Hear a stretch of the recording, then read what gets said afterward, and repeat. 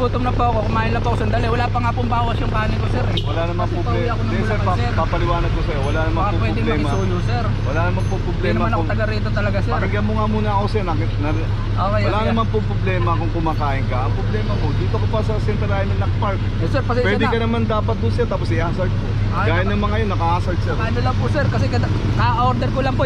Tinatanong ko nga po sa ka-order ko, wala pa nga pong bawas yung kanin ko, sir. Kaya nga po nakikusap ako, sir. Nadaan lang po ako. Bawal na po sa amin tanggalin kasi yan, sir.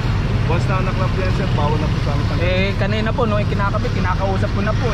Nakakabit na yun, sir, nung... kumakain. Hindi pa po, sir. Inaano pa lang. Nakakalap lang.